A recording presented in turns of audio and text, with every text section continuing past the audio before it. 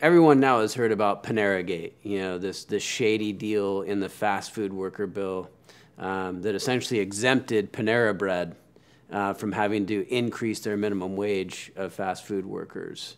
When we delved into that, as people were, as journalists were looking into that, what they discovered is that in the behind-the-scenes negotiations that were going on in the governor's office with different stakeholders, the SEIU, this large public employee union that represents fast food workers, they had actually required people to sign non-disclosure agreements in those negotiations.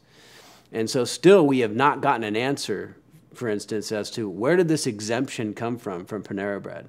Who offered it? Who was the one who said, hey, we should have this in the legislation?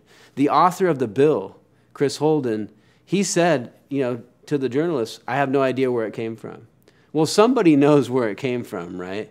But they're saying, oh, these conversations were covered by non-disclosure agreements. I mean, this is our public policy, right? This is supposed to be transparent.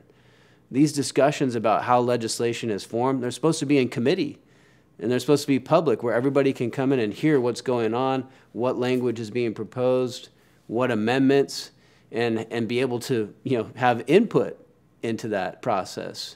But instead, what we have now, what we know we have now, is closed-door meetings in the governor's office that are covered by non-disclosure agreements. Everybody should be outraged by that. And so we, my colleague Vince Fong, authored a bill that said, look, no, this should never happen again. And the bill specifically says that no lobbyist or government official can require non-disclosure agreements when we're talking about public policy language, when we're talking about legislation. You can't shield that off from the public and from people knowing about who's having those conversations and what they're proposing. Just yesterday, that bill had it got a hearing in the Elections Committee in the State Assembly, and they killed the bill. The Democratic supermajority, they killed that bill and said, we don't want that to move forward. They all voted no, or they abstained, and our Republican members voted yes. So once again, we see, the governor and this Democratic supermajority stifling, public input and continuing to operate, in the shadows, when it comes to making our laws and our public policy. That's not democracy, Gavin Newsom loves to preach about democracy, but he doesn't practice it. He doesn't practice it. He's ruled by executive order. He passes and negotiates budget trailer bills that have policy in them and then fast tracks them to the floor with 72 hours notice for an up or down vote. These are not things that are part of good government democracy. They're the kinds of things that happen, in banana republics. There's not really a whole lot being said on why they oppose it, right? Now, they asked the chair of the committee afterwards, why didn't you support this? And she said, oh, we didn't have enough time to review this bill. Well, a reporter Ashley Zavala, quickly pointed out, well, Madam Chair, you voted for bills that have had less notice than this, including the fast food worker minimum wage bill that was fast-tracked, to the floor and had less time for review. So it's total hypocrisy, right? And we know that's not the real reason.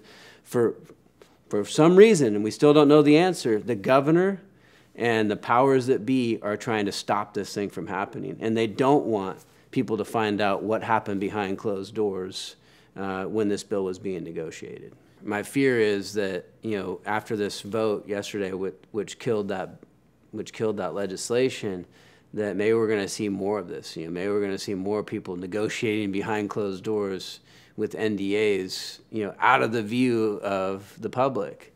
But I don't think that's going to happen, and here's why. It's because the public outcry is starting to come. And we saw it last year with human trafficking, with our legislation on human trafficking to go after these traffickers who are, victimizing our children.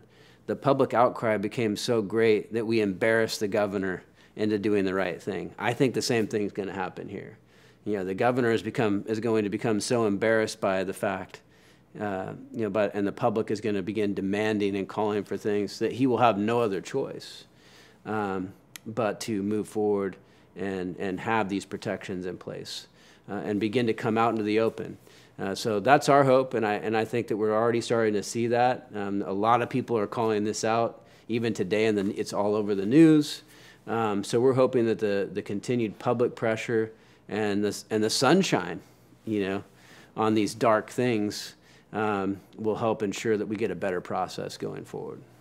Let me explain a little bit more about the budget process. So traditionally, and how it's supposed to work, is that the governor proposes a budget at the beginning of the year in January. And then the legislature begins its work. And the way that the legislature develops the budget is through committee hearings. And so we have budget subcommittees that meet regularly. They're open to the public, and people can come in and give input. And we have open discussions about what programs we're going to fund, right? And also right now, what we're going to have to cut because we have a deficit, right? But traditionally that's a very open process that occurs over several months. And then in June, we come together and we pass the budget, both the Assembly and the Senate. Very public process. It goes to the governor, and then the governor, the governor does have the power to line item, to veto certain parts of that budget, but then he signs it into law, and that becomes, the budget. What's been happening lately is that whole process is subverted. And at the very end, like in June, close to the deadline, the governor, well, let me go back. We actually passed these shell bills. They're called budget trailer bills, but they're bills that have nothing in them. They're just a shell. And we'll pass those, usually in like February, March, and we'll pass those over to the Senate side and the Assembly, and the Senate will pass budget trailer bills over onto the Assembly side, and then they just sit there.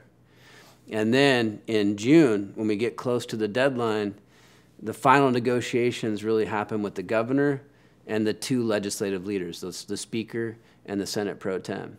And whatever they agree to, three people, whatever they agree should be the budget gets put into these shell bills, these budget trailer bills, and they get fast-tracked to the Assembly and Senate floor with 72 hours notice, very little notice, and all the discussion that happened in those committees may not mean anything at all, because this is the final language, and those things could have gotten taken out, and this is the final language, and then you just get to vote yes or no.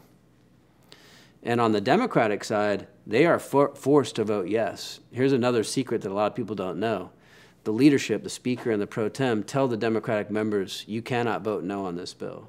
And there's actually repercussions if you don't vote for those budget trailer bills. It's basically a party line vote every time, and those bills pass.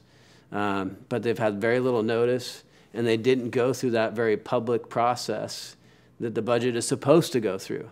And we've been doing more and more of that. I mean, we used to also have conference committee where the Assembly would select certain members and the Senate would select certain members, and this conference committee would meet to kind of work out the differences in the budget between the Senate and the Assembly, because there's usually two different versions there. They work them out and come to unity and pass it on to the governor. We haven't had a conference committee in several years now.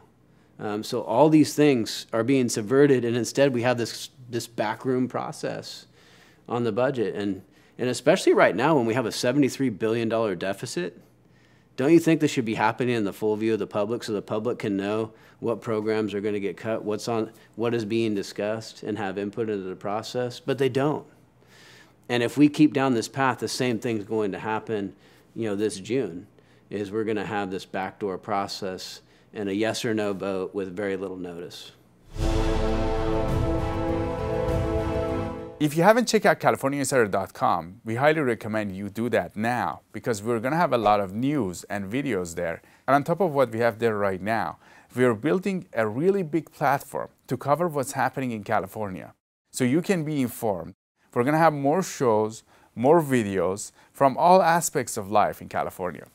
Go to CaliforniaInsider.com, and we'll see you there.